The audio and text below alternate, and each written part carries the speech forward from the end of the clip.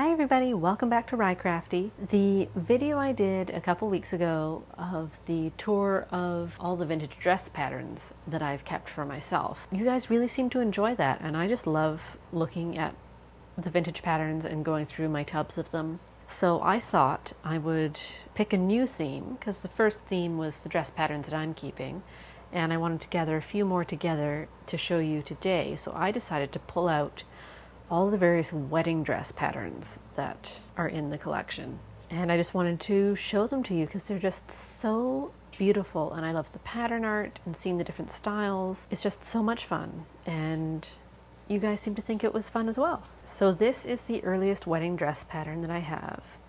It's a McCall pattern. See, today it's McCall's with an apostrophe S. Late 40s, maybe 1950. That they added the apostrophe S. So it's a McCall printed pattern, number 6353.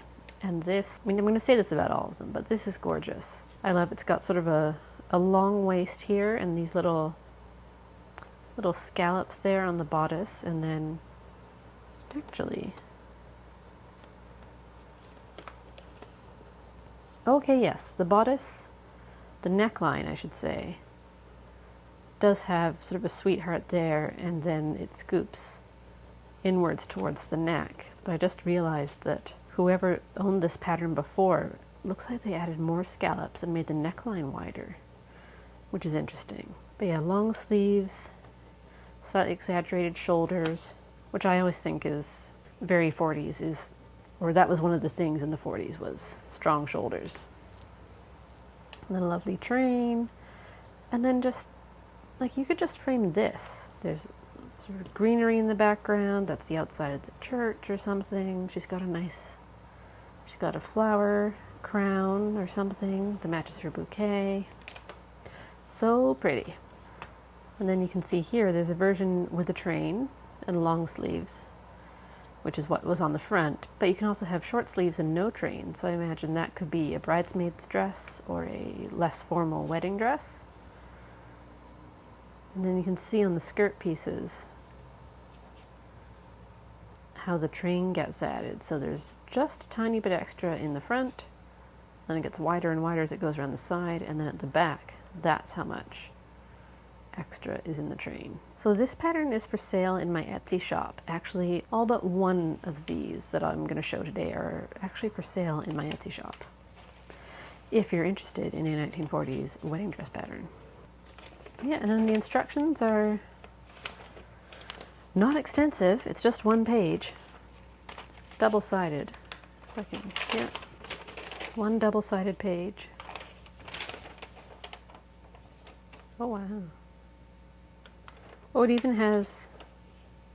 I saw the loop pattern piece, but I didn't know what it meant. It even has the loops on the inside, so you can sort of bustle it up, so you're not tripping over it once the wedding part is over and maybe you're eating dinner or dancing. But yeah, I think it's just so fun. Oh, the sleeve, it's got sleeve darts. That's fancy. That's something you don't see very often in modern clothes. But yeah, so that's the fun 1940s McCall wedding dress. 1946 is when the pattern came out, so this is mid-40s. And this is bust, or 38-inch bust, which is, I mean, for all the vintage patterns I found, that's one of the larger sizes. Unfortunately for me, I should say, I find a lot of 30-inch bust, which is very small. Okay, next. This is from 1960. It's a Vogue pattern, Vogue 4139, for a wedding dress and bridesmaid's dress. And this, again, gorgeous. Look at this neckline. It's sort of a boat neckline, but it almost scoops upward. And then the big prominent darts, nice wide belt there. And then it looks like all these patterns, the bride's dress and the bridesmaid's dress, they're all made to have a lace overlay on the skirt. And you can see the scallops at the bottom down there. You can see it clearer on here. There's sort of the underlayer and then the overlayer that's scalloped. And again, I just love the pattern art. She's got a nice little matching bag. Again, flower crown, Flower crown on the bride, matching bouquet. This lady has a nice necklace. Oh, it's a jacket. So these long sleeves are a jacket. Bride's or bridesmaid's dress and jacket. Bell-shaped skirt in 2 lengths with release darts. Joins camisole top at waistline. Detachable train hooks. Oh my goodness. Detachable train hooks to the back of bride's dress. Short jacket buttons at back. You need help for that. So below elbow length sleeves have released dart from armhole. Wide self belt worn with dress or jacket. So the train, oh my goodness, yes, you can sort of tell now that you know. So this skirt is an overlay over a satiny or a lace overlay over something else. And then this is totally separate. Oh my goodness. And then this isn't the top of the dress, it's a jacket. And it just has a strapless dress underneath. This is amazing. Oh, that's the released dart I think they were talking about. So that volume there. So rather than sewing the dart all the way to the end there, I think it's just sewn for the first little bit. I didn't realize, or I'd forgotten, that this is totally separate. That's so cool. So yeah, there's an underbodice, underskirt, belt, jacket, and train. Oh, you need skirt stiffening, interfacing for the jacket. Okay, so the lace, you buy lace with one scalloped edge to make into this skirt, so you're not sewing scallops. And they recommend slipper satin, taffeta, barathea, faille, and peau de soie, and linen. Okay, so again, here's the instructions. Okay, it's a slightly larger single sheet than the last one. 16 pieces. Look at that train. So the belt, I wonder if the belt is attached to the train or if the train hooks on some other way.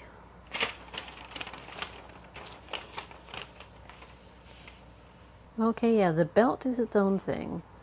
And then the train is its own thing. Yeah, so snaps to the center of the train and hooks to the ends. And then you sew snaps on the back of the dress and make thread loops for the hooks to hook into. And then you fasten the belt over it, I guess. Oh, and then that works too, because then if you take off the train, you'd have snaps just hanging out on the back of your dress.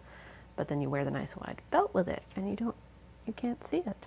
This is so much cooler than I thought it was, just from looking at the pattern, just from looking at the front, and I loved it looking at the front. But yeah, so that's Vogue 4139. I'm not planning a wedding or anything, but now I just want to make a giant dress with a detachable train. Okay, now we have a simplicity pattern. Actually, we've done pretty well for range of pattern companies, because we've had a McCall, a Vogue, and now a Simplicity. This is Simplicity 4318.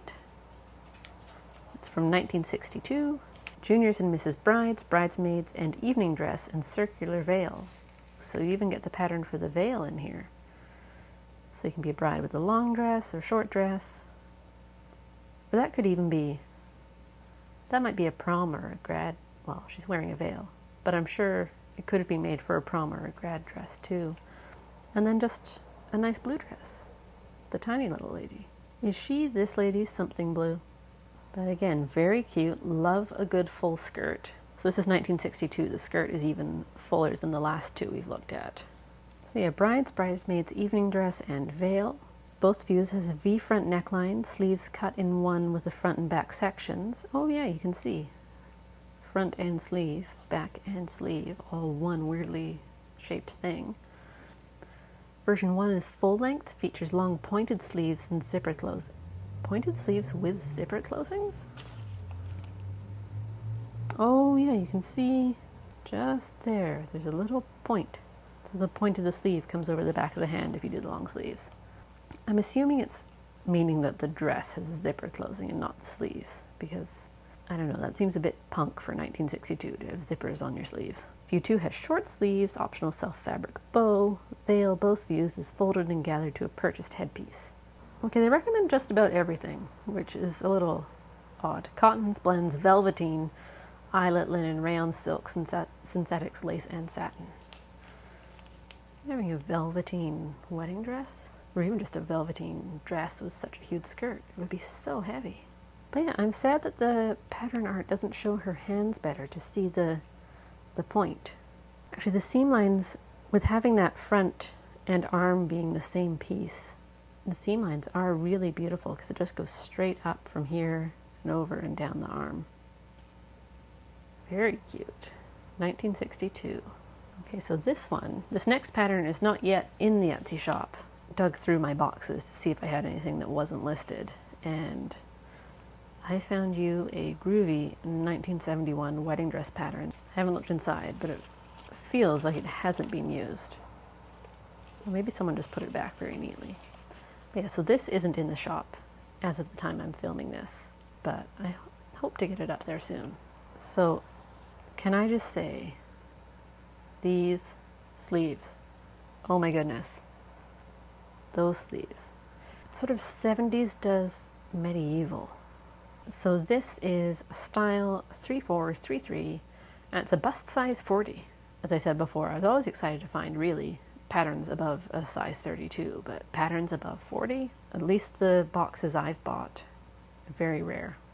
I think the thing is, if you buy a lot from someone, they're all that person's size, or whoever they were sewing for, and I happen to have mostly bought boxes that belong to small people, which is why I get so excited when I see something that's a size or bust 40. So this is Mrs. Wedding Dress with Train or Bridesmaid's Dress. Lined dress with back high line bodice, has satin sleeves and back zipper. View A and B have short sleeves with lower shaped sleeves and lace edging trim. View A, B, and C have cut on train. View A, B, and D have bias roll collar. C has round neckline and long unfinished sleeves. D has short sleeves. So I guess you could mix and match if you wanted the different sleeves, but I mean, why wouldn't you want these ones?